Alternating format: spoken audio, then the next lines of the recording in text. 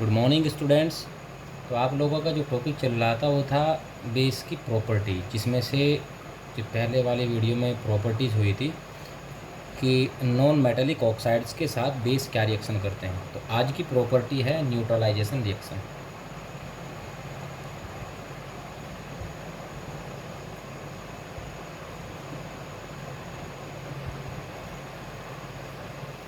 Neutralisation acid और base अगर हम दोनों को एक साथ मिक्स कर दें तो जो रिएक्शन होगी उसको बोलते हैं न्यूट्रलाइजेशन रिएक्शन। फॉर एग्ज़ाम्पल, अगर मैं एक बेस ले लेता हूँ NaOH और कोई भी एसिड ले लेता हूँ जैसे HCl, तो यहाँ से Na पॉजिटिव है, OH नेगेटिव आयन है, इधर H पॉजिटिव आयन है, Cl नेगेटिव आयन है।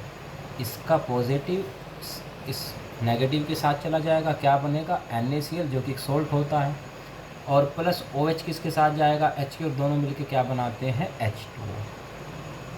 तो न्यूट्रलाइजेशन रिएक्शन में क्या होता है, एसिड और बेस रिएक्शन करके जो प्रोडक्ट बनाते हैं उसमें से एक प्रोडक्ट सॉल्ट होता है और दूसरा होता है वाटर।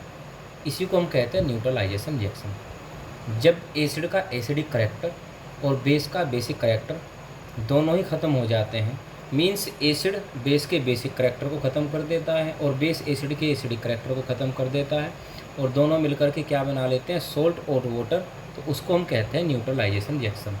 मतलब एसिड बेस को और बेस एसिड को न्यूट्रलाइज कर देता है।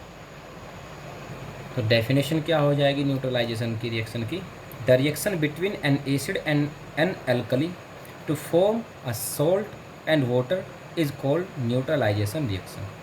बेटा जो मैं डेफिनेशन बताता हूँ और जो टर्म्स बताता जाता हूँ वो आप लोग नोट करते जाइएगा। पहले भी मैंने वीडियोज़ में बताया है, फिर से बता रहा हूँ कि नोट्स आपको अपने से ही बनाने हैं, सेल्फ नोट्स प्रिपेयर करने हैं। उससे फ़ायदा ये होगा कि जो भी आप नोट्स बनाएंगे टॉपिक को समझने के बाद, वो टॉपिक आपके अच्छे से लर्न हो जाएगा और अच्छी तरह से समझ में भी आ जाएगा। तो बार बार आप ये जो क्वेश्चन पूछते हैं कि सर नोट्स बनाएं आप सेंड करेंगे, इसका यही आंसर है, मुझे बार बार आंसर देना पड़ता है कि आपको नोट्स अपने से बनाने हैं। तो जो डेफिनेशन जैसे मैंने भी बताई है उसको नोट कीजिएगा, और न्यूट्रलाइजेशन रिएक्शन के बारे में जो बताया मैंने अपनी लैंग्वेज में भी आप उसको नोट कर सकते हैं। जो रिएक्शन मैं बताता हूँ वो रिएक्शन आप नोट कर लेना। तो न्यूट्रलाइजेशन रिएक्शन में जैसे एक एग्जांपल मैंने ये दिया, बहुत सारे एग्जांपल हो सकते हैं, कोई भी आप बेस ले लीजिए, जैसे कैल्शियम हाइड्रोक्साइड ले सकते हैं, पोटेशियम हाइड्रोक्साइड ले सकते हैं, अमोनियम हाइड्रोक्साइड ले सकते हैं, और एसिड भी आप कोई भी ले सकते हैं। जैसे HCl लिया था मैंने, अब ले लेता हूँ मैं sulphuric acid, nitric acid, acetic acid. तो रिएक्शन क्या होनी है सभी के बीच में, सेम रिएक्शन है। कैल्शियम सल्फेट के साथ क्या बना लेगा कैल्शियम सल्फेट, और प्लस हर न्यूट्रलाइजेशन रिएक्शन में वाटर ही बनना है।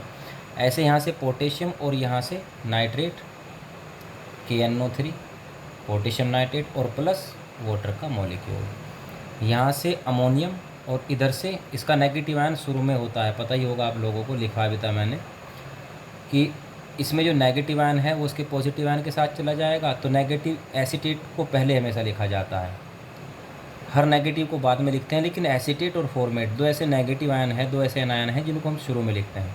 तो CH3COO, और उसके बाद क्या जुड़ जाता है इसमें NH4, और प्लस यहाँ बन जाएगा आपका H2O। तो ये कुछ एग्जाम्पल है न्यूट्रलाइजेशन रिएक्शन का। अच्छा, on the basis of strength, base को हम दो ग्रुप में डिवाइड कर सकते हैं, स्ट्रॉन्ग और वीक। जिस तरह से एसिड की डेफिनेशन थी स्ट्रॉन्ग और वीक की, सेम वही डेफिनेशन बेस के साथ भी है। स्ट्रॉन्ग बेस उसको बोलेंगे जो कम्प्लीटली आयनाइज हो जाता है, जैसे NaOH sodium hydroxide. Sodium hydroxide को अगर आप वाटर में डिज़ोल्व करते हैं तो अगर इसके आपने 100 मॉलिक्यूल लिए तो 100 के 100 टूट जाएंगे, आयनाइज हो जाएंगे Na पॉजिटिव में और OH नेगेटिव में। तो ये हुआ स्ट्रॉन्ग एसिड। अगर आप लेते हैं अमोनियम हाइड्रोक्साइड NH4OH, अगर इसके आप 100 मोल लेते हैं तो 100 में से 10 के आसपास ही आयनाइज होंगे NH4 पॉजिटिव में और OH नेगेटिव में। तो ये हुआ आपका वीक बेस। तो जो बेस कम्प्लीटली आयनाइज हो जाता है उसको कहते हैं स्ट्रॉन्ग बेस, और जो कम्प्लीटली आयनाइज नहीं होता उसको कहते हैं वीक बेस। तो स्ट्रॉन्ग बेस के दो एग्जाम्पल ये याद रखने हैं आपको, सोडियम हाइड्रोक्साइड, पोटेशियम हाइड्रोक्साइड। और वीक बेस के 3 एग्जाम्पल है, कैल्शियम हाइड्रोक्साइड, मैग्नीशियम हाइड्रोक्साइड और कैल्शियम हाइड्रोक्साइड। तो उनको नोट कर लेना, कौन स्ट्रॉन्ग बेस है और कौन वीक बेस है, और आपको याद भी रखना है। नेक्स्ट टॉपिक है आपका कि एसिड में और बेस में कॉमन क्या होता है। तो इसके लिए आपको एक एक्सपेरिमेंट दिया गया है, एक एक्टिविटी है। एक बीकर में प्योर वाटर लेंगे। प्योर वाटर मतलब जैसे कि डिस्टिल वाटर, जो घरों में पानी यूज होता है, ग्राउंड वाटर, ये वो नहीं लेना है, डिस्टिल वाटर लिया जाएगा। इसमें 2 इसमें रोड लगा देते हैं कॉपर की। अब एक रोड को जोड़ देते हैं किसी सेल के साथ, दूसरी रोड को कनेक्ट कर देते हैं एक बल्ब के साथ वायर के थ्रू, और एक यहाँ पर की लगी होती है, मतलब एक स्विच लगा हुआ है यहाँ पर। अच्छा, जैसे हम डिस्टिल वाटर में स्विच को ऑन करते हैं तो ये बल्ब जो है ग्लो नहीं करता, ये बल्ब नहीं जलता है। फर्स्ट एक्सपेरिमेंट जबकि हमने वाटर लिया था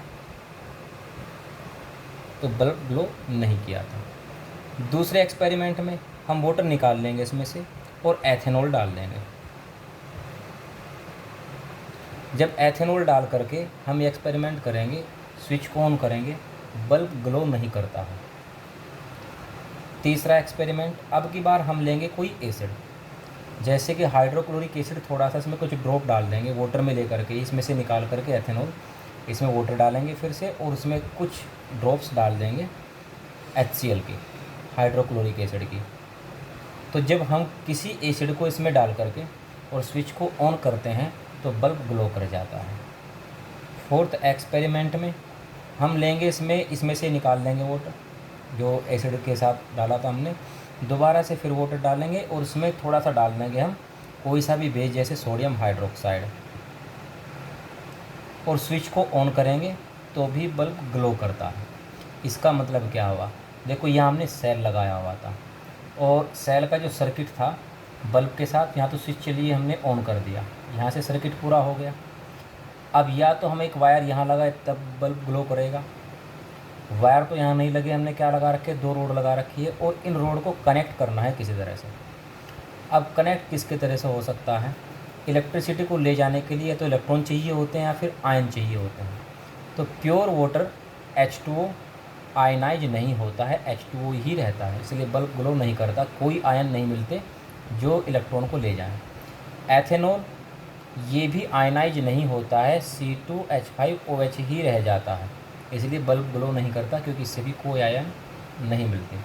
अगर हम बात करें HCl की, तो HCl आयनाइज हो जाता है H पॉजिटिव में और Cl नेगेटिव में, इसके थ्रू इलेक्ट्रिसिटी जा सकती है। ऐसे ही NaOH ये भी आयनाइज हो जाता है Na पॉजिटिव में और OH नेगेटिव में, इस वजह से बल्ब ग्लो करता है, क्योंकि इलेक्ट्रिसिटी अभी भी पास हो सकती है। तो दोनों में कॉमन क्या है, एसिड में और बेस में, कि दोनों ही आयनाइज या डिसोसिएट कह सकते हैं, हो जाते हैं। तो नेक्स्ट टॉपिक सोल्ट पर होगा आपका, सोल्ट और पीएच पर नेक्स्ट वीडियो में। तब तक आप इसको अपनी बुक से स्टडी कर लेना।